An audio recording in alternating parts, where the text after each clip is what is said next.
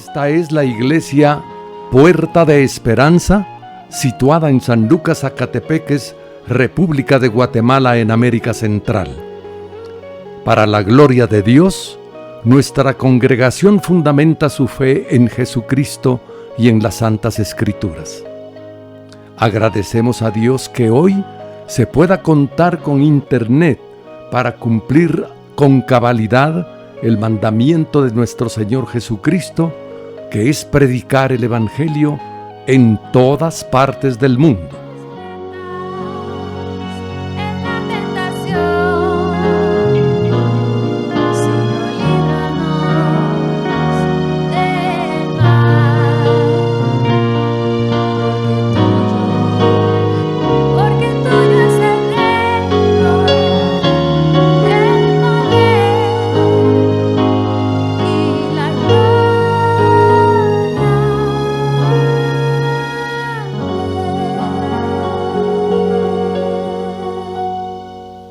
Con mucho agrado, ofrecemos hoy la prédica de nuestro pastor general, el licenciado Gustavo Adolfo Bonilla.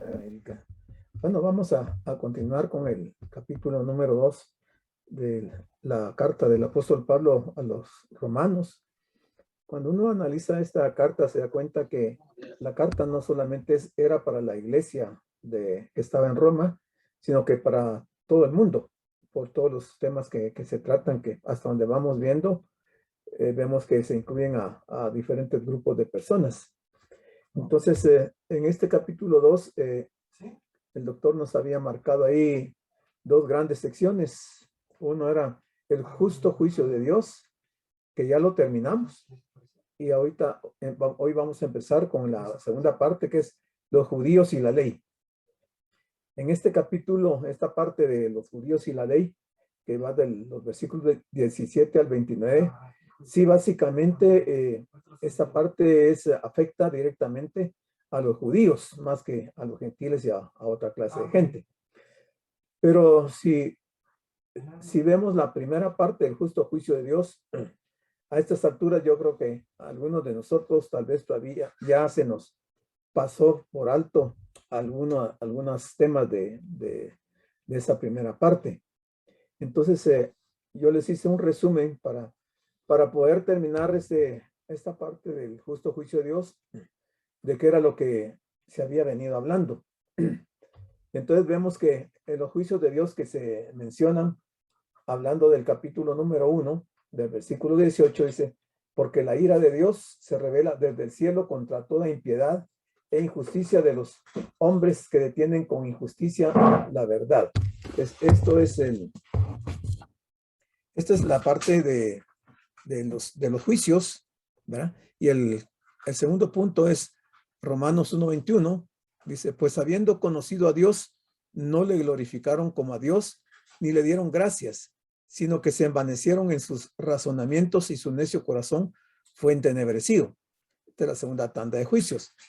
El tercero está en Romanos 1:24, dice: por lo cual, yo les puse ahí en rojo, ese cual quiere decir la idolatría, por lo cual también Dios los entregó a la inmundicia en las concupiscencias de sus corazones, de modo que deshonraron entre sí sus propios cuerpos. El cuarto punto de juicios, Romanos 1:26, dice: por esto Dios los entregó a pasiones vergonzosas, pues aún sus mujeres cambiaron el uso natural por el que es contra naturaleza. El quinto grupo está en Romanos 1:27, dice: y de igual modo también los hombres, dejando el uso natural de la mujer, se encendieron en su lascivia unos con otros, cometiendo hechos vergonzosos hombres con hombres y recibiendo en sí mismos la retribución debida a su extravío. Y Romanos 1:29 nos termina ahí los juicios con 21 juicios que hace el Señor con las personas, y aquí solo están algunos, pero esta es la parte primera de esa sección del justo juicio de Dios. Ya en esta segunda parte de los judíos, vamos a ver algo al respecto.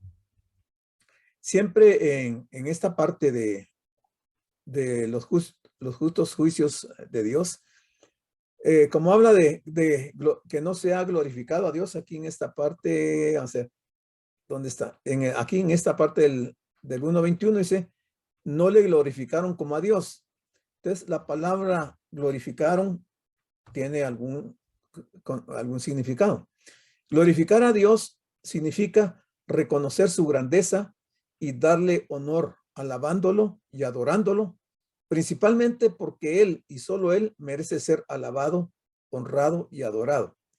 Nosotros como iglesia debemos de tener bien claro esto porque se nos instruye en la palabra de que glorifiquemos a Dios. Y alguien podría decir, pero ¿qué es glorificar a Dios? Pues aquí está. Darle honor alabándolo y adorándolo, principalmente porque Él y solo Él merece ser alabado, honrado y adorado. La gloria de Dios es la esencia de su naturaleza y le damos gloria a reconocer esa esencia. Y aquí vamos a ver este texto de Primera de Crónicas 16, del 28 al 29, hablando de glorificar a Dios, y dice, tributad a Jehová, oh familias de los pueblos, dad a Jehová gloria y poder, dad a Jehová honra debida a su nombre, traed ofrenda y venid delante de él, postraos delante de Jehová en la hermosura de su santidad. En este versículo vemos dos acciones por nuestra parte que conforman la acción de glorificar a Dios. Las dos acciones que les pongo aquí en verde son estas dos, tributar y ofrendar. La palabra tributar es como que fuera un tributo, como que fuera un impuesto, algo a que se nos obliga a hacer, ¿va? Entonces dice tributar a Jehová, oh familia de los pueblos, dad a Jehová gloria y poder, dad a Jehová la honra debida a su nombre, traed ofrenda. Bueno, eso ya para aclarar la parte de glorificar. Y aquí estamos terminando ya la parte del justo juicio de Dios. Ahora entremos a ver los judíos y la ley. ¿Qué nos habla esta segunda parte con respecto a los judíos? Entonces, aquí tenemos que desde los versículos 17 al 29 vamos a tocar el tema de los judíos y la ley. Dice el versículo 17, pero tú, si te llamas judío, si se dan cuenta, está refiriéndose directamente a los judíos. Si te llamas judío y confías en la ley y te jactas de tu relación con Dios y habiendo sido instruido en la ley, conoces su voluntad y aprueba las cosas que realmente valen la pena o las cosas que son excelentes.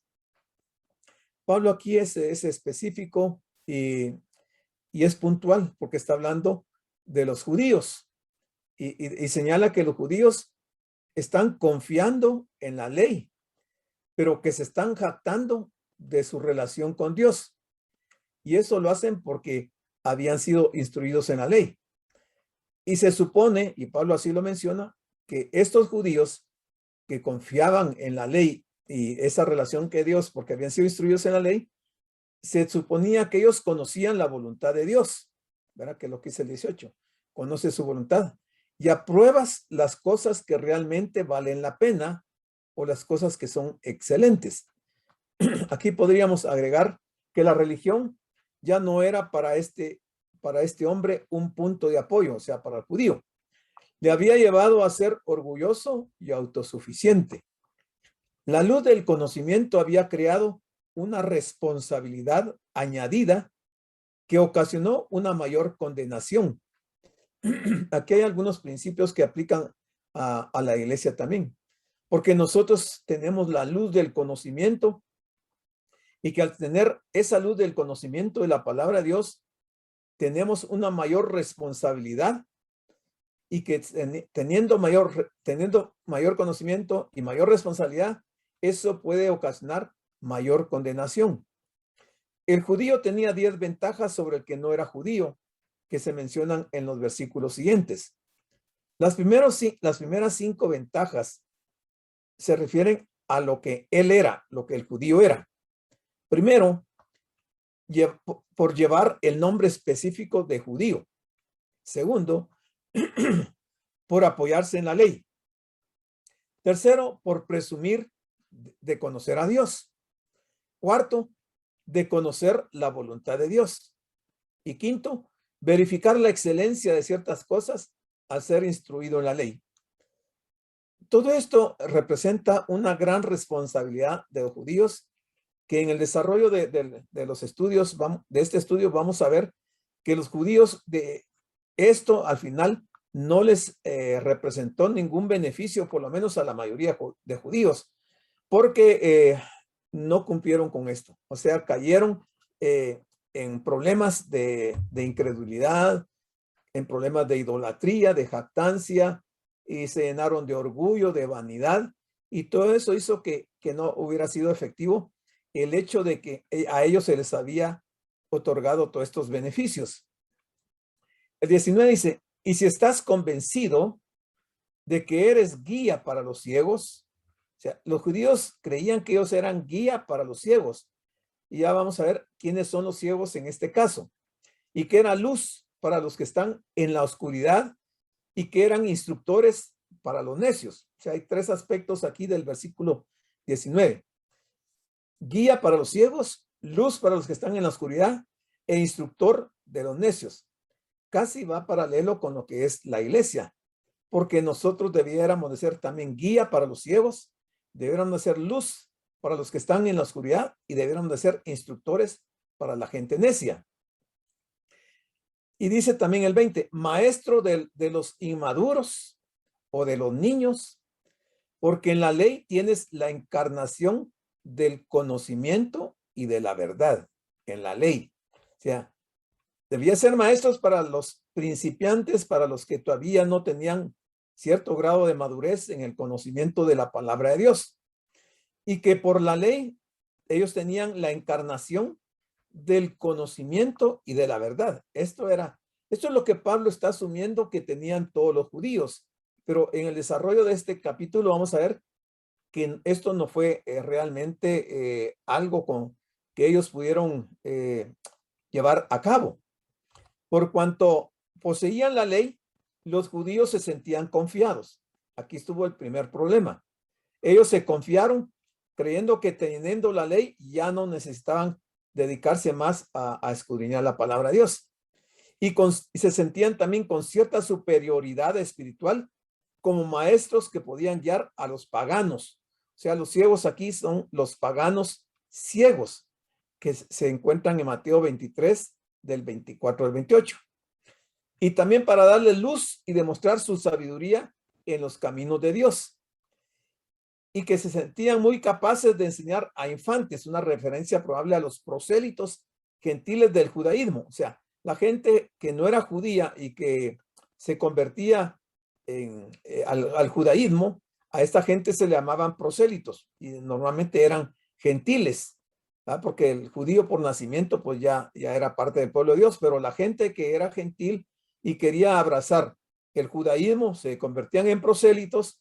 Y entonces estas gentes, estos prosélitos, tenían que ser enseñados por los judíos para aprender los aspectos de la ley. Los últimos 5 privilegios, porque habíamos dicho que eran 10 personales del judío, se referían a lo que él hacía.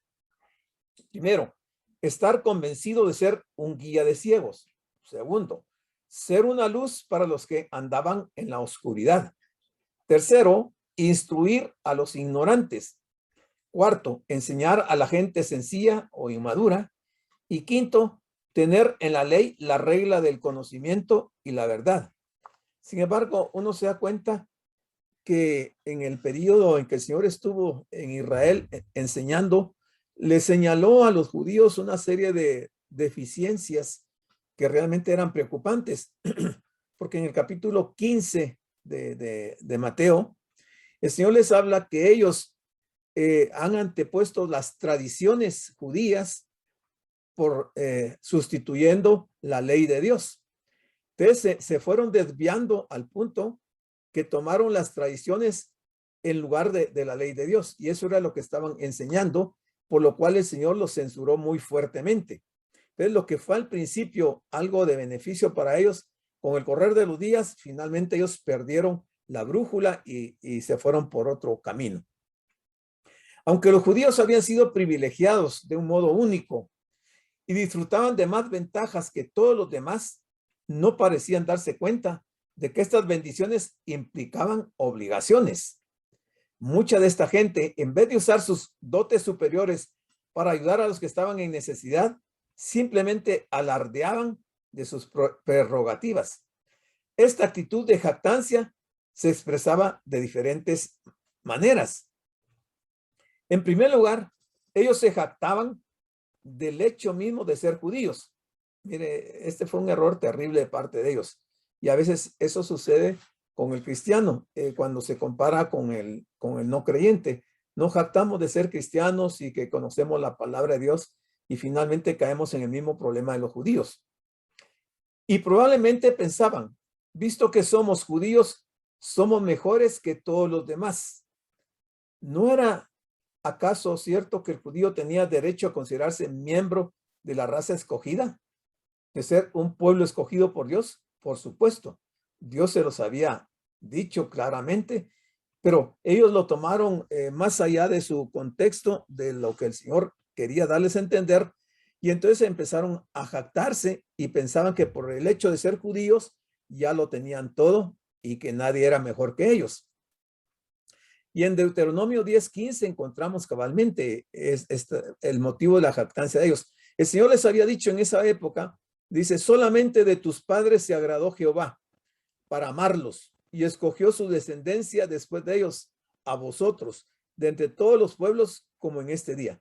Este fue el versículo que se mencionó de parte de Dios para el pueblo de Israel, donde el Señor los estaba apartando a ellos, los estaba seleccionando para ser su pueblo. Y ellos lo entendieron, los judíos lo entendieron, pero para la época de Pablo ya habían desvirtuado totalmente lo que el Señor les había dicho en un buen sentido, para que ellos no fueran a caer en esos errores. Ahora bien, Pablo no condena aquí irrestrictamente todo orgullo de raza o nacionalidad. Y aquí podríamos mencionar un pasaje de la Biblia que todos lo hemos leído, dice, con respecto a Mardoqueo. Dice, probablemente Mardoqueo cuando mencionó la expresión soy judío, que está en Esther 3:4, pareciera como que Mardoqueo se había puesto un poco orgulloso por el hecho de ser judío, pero realmente Mardoqueo no se jacta en ese sentido de ser orgulloso, sino que por el contrario. Dice, sin embargo, hay un mundo de diferencia en el espíritu y el propósito con que una persona dice esto. Quiere decir, por la gracia inmerecida y soberana de Dios, soy adorador del único Dios verdadero y lo considero un alto privilegio el poderle dar a conocer todas mis necesidades y deseos y dedicar mi vida completamente a Él y a su causa. En consecuencia, mi pueblo ni puedo ni quiero inclinarme ante ni rendir homenaje a ninguna otra persona. Esto es lo que está diciendo realmente el sentido de las palabras de judío cuando él dice, de Mardoqueo, cuando dice soy judío. Ese fue sin duda el espíritu en que Mardoqueo dijo a los demás que él era judío. Esto de que él lo consideraba una gracia inmerecida y una soberana decisión de Dios, y que él se consideraba un adorador del único Dios verdadero y lo consideraba un alto privilegio. Ese es el sentido con que Mardoqueo lo está diciendo, no sencillamente de jactarse por el simple hecho de ser judío. Pero cuando una persona dice, yo soy judío, queriendo significar, por eso soy mejor que tú, entonces aquí el material dice, escúchame con cuidado y haz todo lo que te digo. Entonces esa persona está poniendo su confianza en sí mismo, no en Dios. O sea, digamos los judíos, muchos de los judíos del día de hoy, al mencionar esta expresión, yo soy judío, lo que están diciendo o queriendo dar a entender es que ellos son mejores que nosotros y mejores que otras personas del mundo. Y entonces ahí están poniendo en peligro su persona porque están poniendo su confianza en ellos mismos y no en Dios. Y dice el texto, y confías en la ley. Nuevamente aquí hay que tener en cuenta que hay un sentido en que confiar o descansar en la ley de Dios es lo correcto, pareciera. ¿No es la ley de Dios la norma por la cual debe regularse la conducta de la persona? Por supuesto. ¿Y no se deleitaba el salmista en la ley de Dios? Por supuesto. Entonces, el salmista se deleitaba en la ley de Dios. Eso lo vemos en todo el Salmo 119. Pero David no lo hace en el sentido que hoy los judíos lo hacen, de considerarse mejor que las demás personas, sino que él lo hace en el sentido correcto.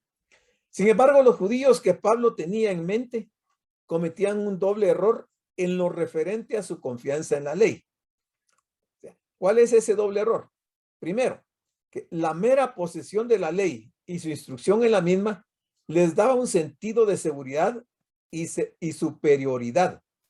Y el segundo, creían que por medio de un sacrificio continuado esfuerzo por obedecer esa ley, ellos podían de alguna manera alcanzar la salvación.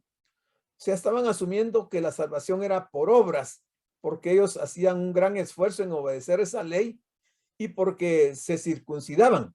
Entonces no estaban dependiendo de que Dios era quien los salvaba, y estaban confiando en la ley y en el sacrificio.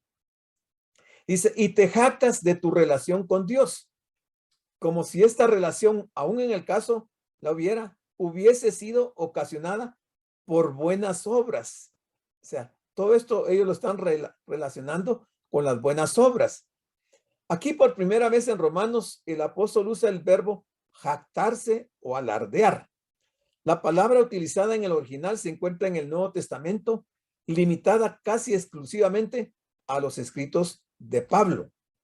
Aparece 5 veces en Romanos, aquí están los textos, 2 veces en Gálatas, 1 en Efesios, 1 en Filipenses, pero aparece mucho más frecuentemente en la correspondencia a los Corintios, 5 veces en 1 Corintios y no menos de 20 veces en 2 Corintios.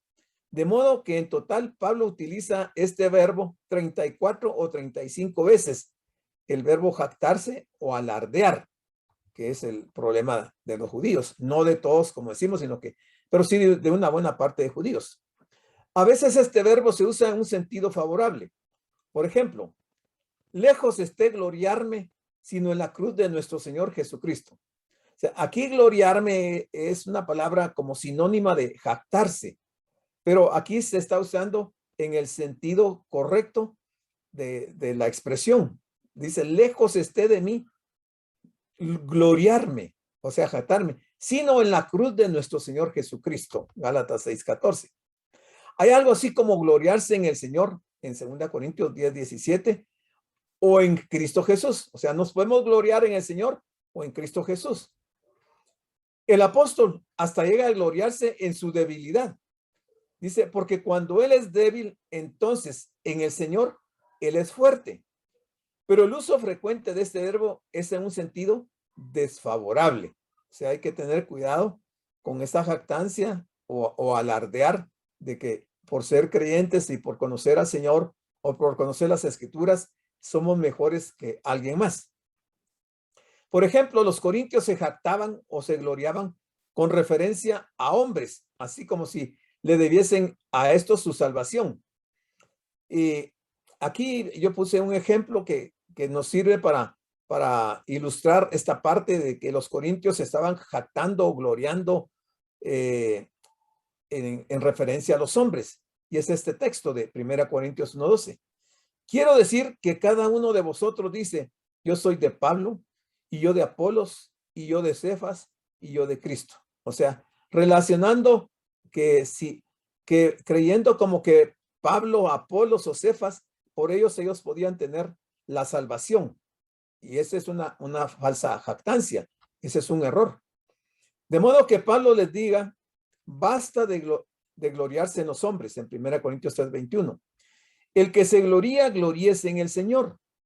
Pero aunque el gloriarse o exaltarse en el Señor sea maravilloso, jactarse de la propia relación estrecha con Dios, como si tenerla fuese un logro humano, es algo muy pecaminoso. Y esto es lo que hacían los judíos que Pablo tenía en mente. Y habiendo sido instruidos en la ley, conoce su voluntad y aprueba las cosas que realmente valen la pena. Esta es una de las expresiones de Pablo en este capítulo 2 a los Romanos. Aunque es posible vincular, habiendo sido instruido en la ley, vincularlo solamente con aprobar las cosas que realmente valen la pena, Dice, no veo razón por la que esta instrucción que procede de, en consecuencia y basada en la ley, no pueda ser también vinculada con conocer su voluntad. O sea, habiendo sido instruido en la ley, se deben de aprobar las cosas que realmente valen la pena. Y estas dos cosas, sí, solo sí, se conoce la voluntad de Dios. Seguramente, tanto el conocimiento de la voluntad de Dios como la habilidad y el deseo de categorizar las cosas esenciales por sobre las no esenciales, porque aquí dice cosas que realmente valen la pena, o sea, las esenciales, eran el resultado de haber sido catequizado en la ley. O sea, no instruido, sino que catequizado, o sea, como que en un aspecto religioso se había tomado esto. Y ahí tenemos Lucas 1:4. Lucas 1:4 dice, para que conozcas bien la verdad de las cosas en las cuales has sido instruido. Pero esto es diferente a ser catequizado. Como resultado se suponía que el judío tuviese la capacidad y el deseo de aprobar las cosas que realmente valían la pena. Él se consideraba una persona que sabía la diferencia entre lo esencial y lo no esencial, prefiriendo lo primero, o sea, lo esencial. Eso se suponía que debían de hacer los judíos, pero finalmente perdieron la brújula y se fueron por lo segundo. En lugar de y aprueba las cosas que realmente valen la pena o las cosas esenciales, también es posible la traducción y aprueba las cosas que son excelentes. En su significado, estas dos traducciones solo difieren levemente. Eso lo encontramos en Filipenses 1:10. Versículo 18 dice, y si te llamas judío y confías en la ley, y habiendo sido instruido en la ley, conoces su voluntad y aprueba las cosas que realmente valen la pena, él ahora agrega, y si estás convencido que eres guía para los ciegos, entonces, ¿qué quiere decir guía para los ciegos? Expliquemos un poco a qué se refiere cuando habla de guía para los ciegos. Las escrituras mencionan con gran frecuencia la ceguera física, que cuando estamos hablando guía para los ciegos son personas que pueden tener una ceguera física, y ahí están estos textos. Sofonías 1:17 dice, y atribularé a los hombres y andarán como ciegos porque pecaron contra Jehová, y la sangre de ellos será derramada como polvo y su carne como estiércol. O sea, en Sofonías nos dice ahí la escritura, hablando Dios al pueblo de Israel, que él va a atribular a los hombres y van a andar como ciegos. ¿Por qué? Porque pecaron contra Jehová. Por supuesto que está hablando de una ceguera espiritual, no tanto una ceguera física. Esta se debía a diversas causas. La ceguera física podía tener diferentes causas, entre las cuales bien pueden haber estado por el medio ambiente o poco salubre. También podría haber ceguera por enfermedad venérea. Podría haber ceguera por la falta de cuidado óptico inmediatamente después del parto, o podría haber ceguera por el pecado también, porque eso sí aparece en la Biblia. Cristo, durante su peregrinación por la tierra, le devolvió la vista a un buen número de ciegos. Ya están las citas bíblicas en donde se habla a quienes él sanó de ceguera física. Jesús también enseñó a su auditorio a tratar a los ciegos con especial bondad, invitándolos a sus banquetes. Ahí está la cita bíblica. Se necesitaban guías para guiar a los ciegos. Si hablamos de ciegos físicos, debían de ser guías confiables. Y aquí tenemos un pasaje que lo vamos a ver. Segunda Reyes 6:19. Dice, después les dijo Eliseo, no es este el camino, ni es esta la ciudad. Seguidme y yo os guiaré al hombre que buscáis. Y lo siguió a Samaria. Hablando de los asirios que habían llegado y habían acampado afuera de Samaria para destruirla y para matar a los judíos. Entonces Eliseo, en este caso, Dios lo usa y se aparece a los generales de este ejército de Siria, y él ha orado y ha pedido que el Señor los deje ciegos. En ese momento, una ceguera física, porque ellos no distinguen, y aunque sí podían ver, no podían distinguir. Entonces, Eliseo le dice que los siga y que él los va a guiar al hombre que buscaban, y los lleva cabalmente con el rey de Israel. Y entonces el rey de Israel le pregunta a Eliseo si los debe de matar, y Eliseo le dice que no, que por el contrario, que les dé de comer, que les den de reposo y todo. Y así terminó sin muertes en esa ocasión, esa amenaza que Siria había puesto contra el pueblo de Dios. Y ellos se fueron después, pero aquí hay un ejemplo de guiar, de alguien que va a ser guía para otra persona, en el sentido de ser confiables para la otra persona.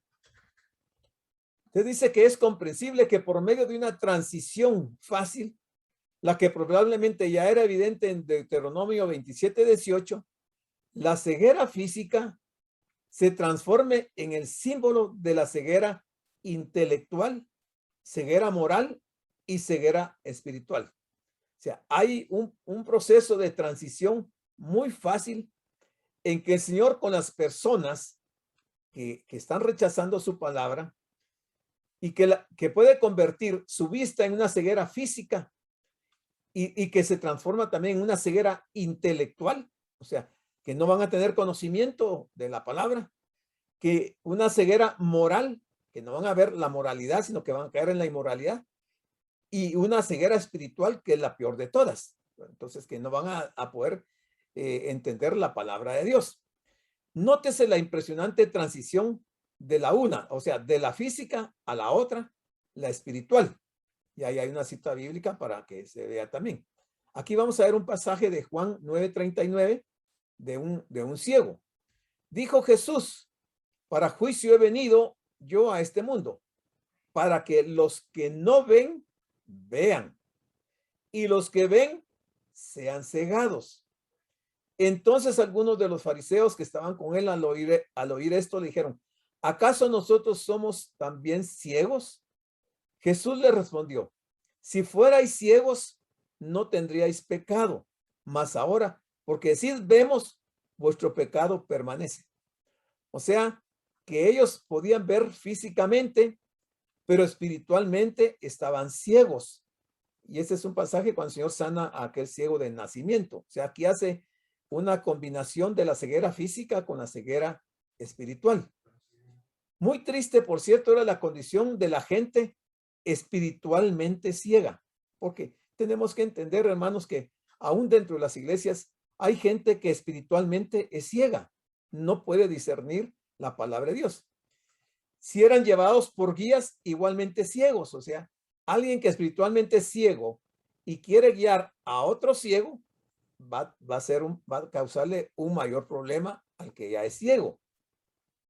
Por lo tanto, cuando Pablo ahora escribe: si estás convencido de que eres guía para el ciego, no está él queriendo decir asegúrate de ser un guía confiable.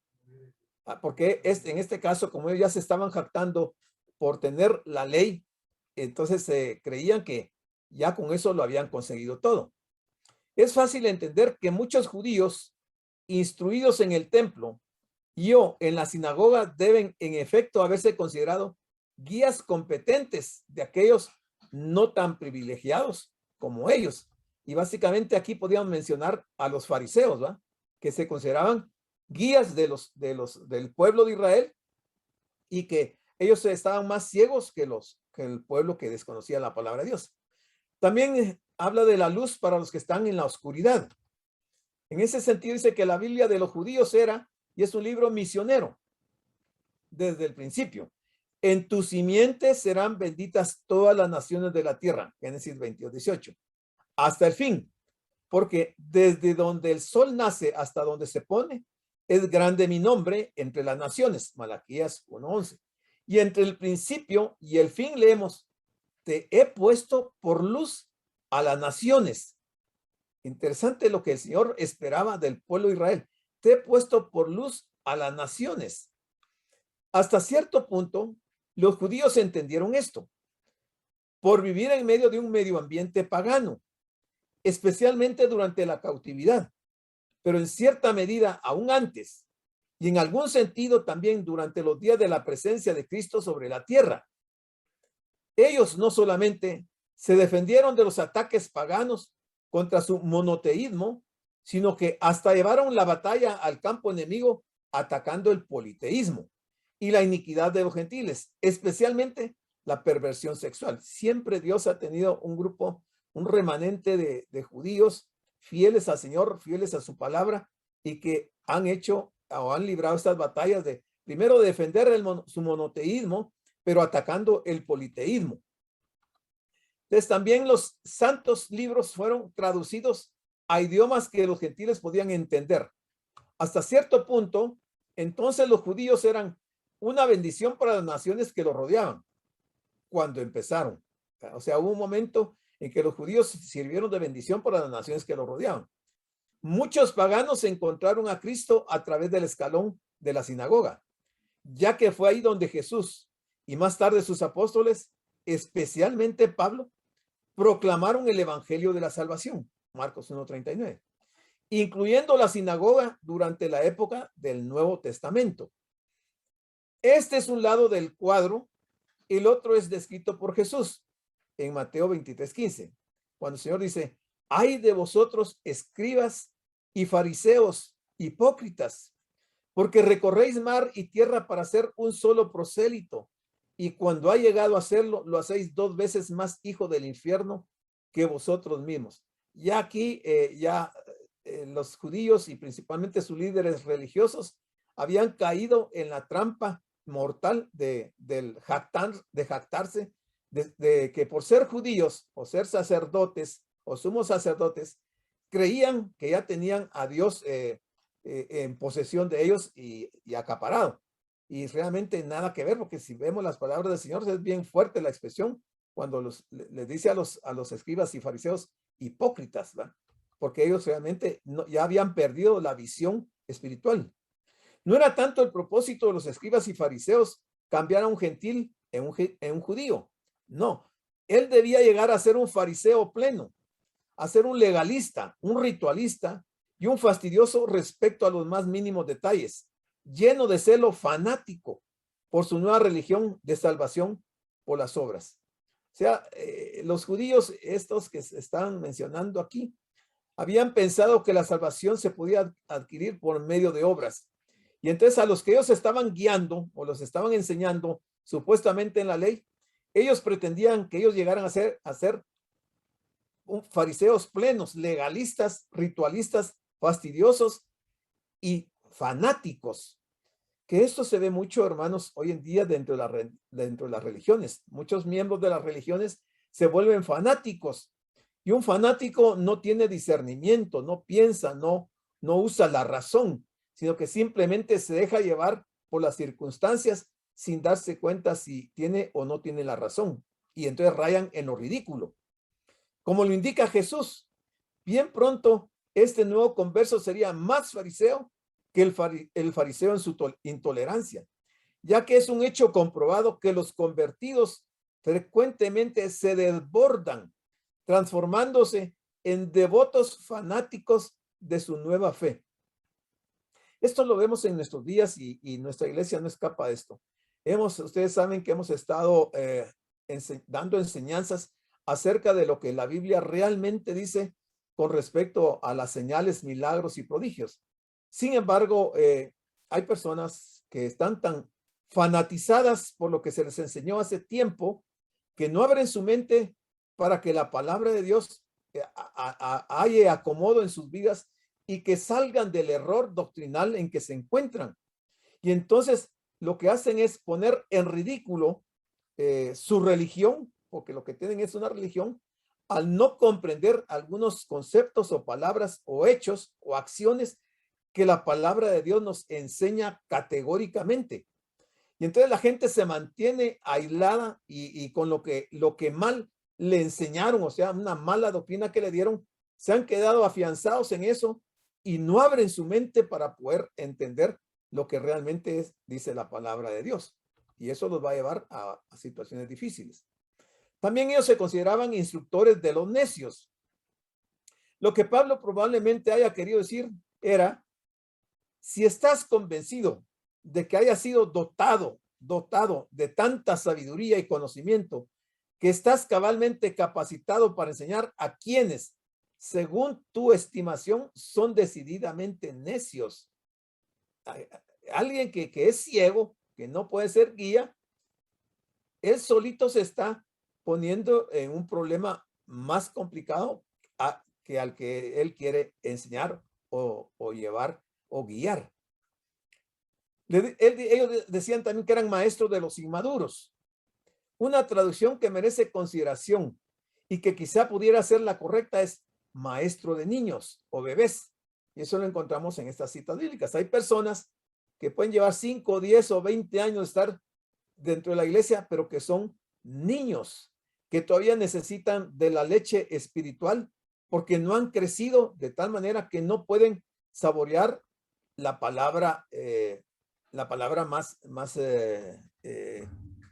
sólida, ¿verdad? Entonces se mantienen siempre con su lechita porque son niños. Y entonces hay maestros que son maestros de niños. Ellos mismos no hacen nada porque el niño salga de su niñez y se convierta en un adulto.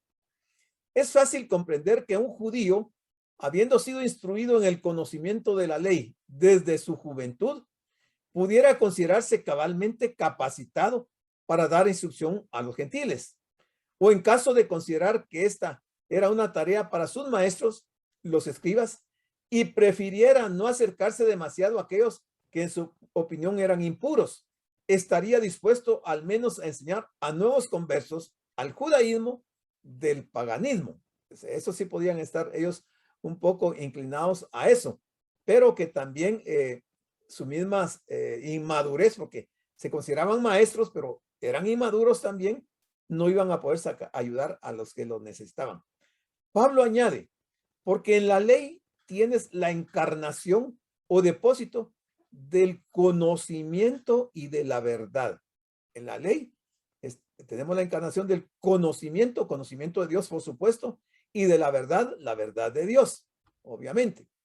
Que la ley de Dios, una vez quitada la carga de restricciones y modificaciones hechas por el hombre, era ciertamente un tesoro sin precio e inagotable. O sea, quiere decir que el fariseo fanático y maestro que hace de sus alumnos otros fariseos que se vuelven fanáticos también, si se quitaran todas esas restricciones, todos esos agregados que se le ponen al conocimiento de la palabra de Dios, entonces si todo eso que es humano, tradiciones, costumbres, que no están dentro de la palabra, si se quitara eso, entonces la ley realmente se vería como un tesoro sin precio, inagotable. Es algo que no puede negarse. O sea, no necesitamos agregarle ni poner condiciones a las personas para su salvación.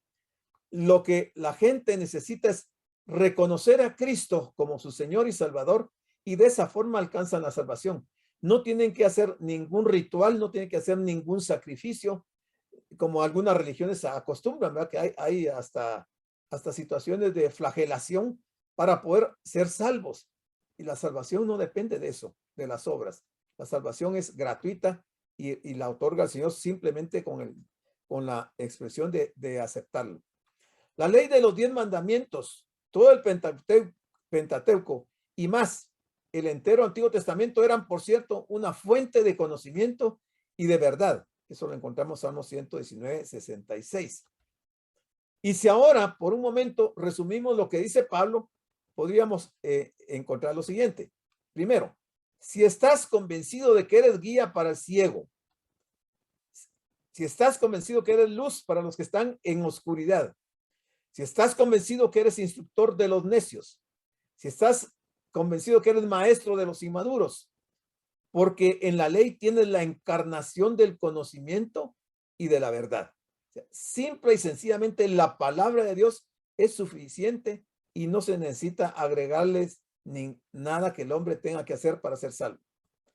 ¿No parece que Calvino estaba en lo cierto cuando caracterizaba a esta parte de la oración de Pablo como matizada por un toque de burla?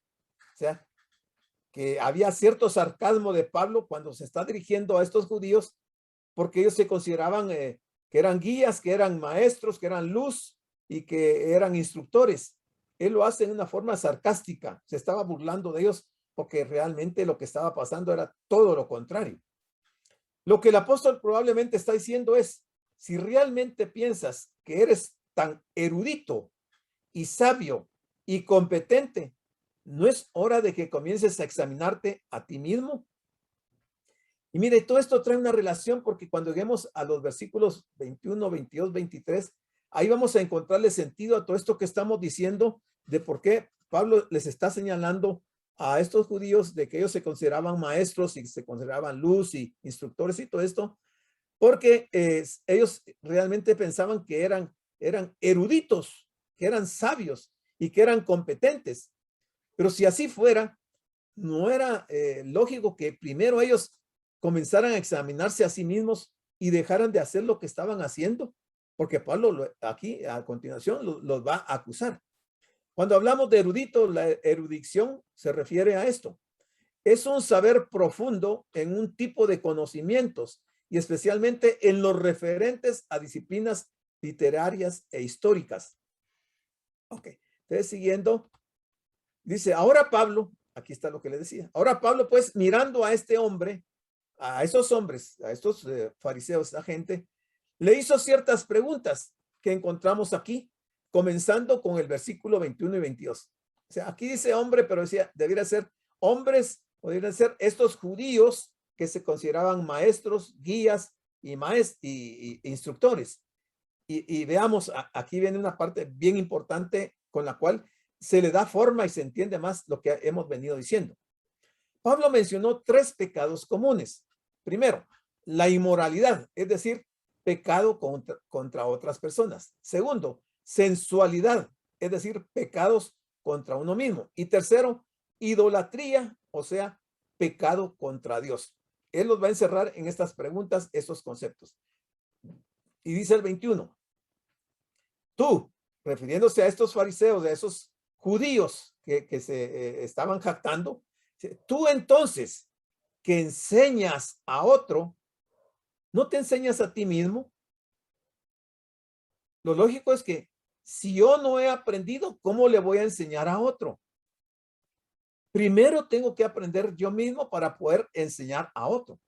Tengo que conocer yo mismo la palabra de Dios. Y dice, tú que predicas que la gente no debe robar, ¿robas? ¿Robas tú? Aquí me viene a la mente cómo empezó el capítulo número 2 de Romanos, que dice, se los leo ahorita, Romanos capítulo número 2, para que le encontremos la forma a esto que estamos leyendo. Dice, por lo cual eres inexcusable, oh hombre, quien quiera que seas tú, que juzgas, pues en lo que juzgas a otro, te condenas a ti mismo, porque tú que juzgas, haces lo mismo. Entonces aquí podemos relacionar perfectamente este versículo 1 del capítulo 2 con este versículo 21. O sea, tú entonces que enseñas a otro, ¿no te enseñas a ti mismo? Tú que predicas que la gente no debe robar, ¿robas tú? Entonces ahí dice, eres inexcusable quien quiera que seas tú. Porque lo que tú estás haciendo, lo que estás señalando al otro, que estás juzgando al otro, tú lo estás haciendo, lo malo. En otras palabras, practícalo. Pablo les está diciendo, practicas lo que predicas. Para muchos predicadores, lo que predican es mejor que lo que viven. Y no solo predicadores, sino que mucho pueblo de Dios que habla de la palabra de Dios y trata de evangelizar a otra persona. ¿Será que estamos viviendo lo que predicamos? ¿O estamos cayendo en este error que Pablo dice aquí? Tú que enseñas a otro, ¿no te enseñas a ti mismo? Tú que predicas que la gente no debe robar, ¿robas tú? Y sigue el 22. Tú que dices que la gente no debe cometer adulterio, ¿Cometes adulterio? ¿Verdad que sí se puede juzgar eso?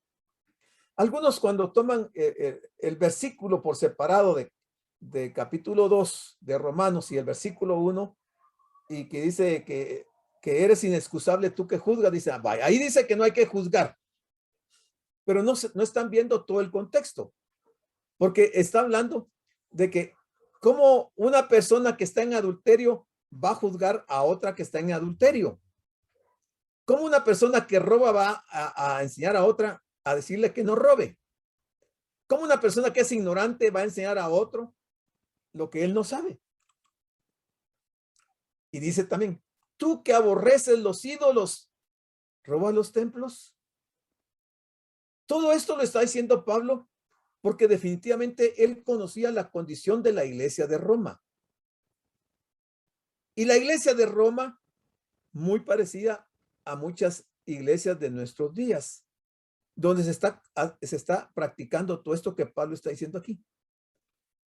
O sea, que Pablo, sin tal vez haberlo pensado, nunca se imaginó que el mensaje que le estaba mandando a la iglesia de Roma también iba a ser un mensaje para Guatemala, para el continente americano, para el continente europeo, para muchos lugares, porque el mensaje es categórico, es interesante.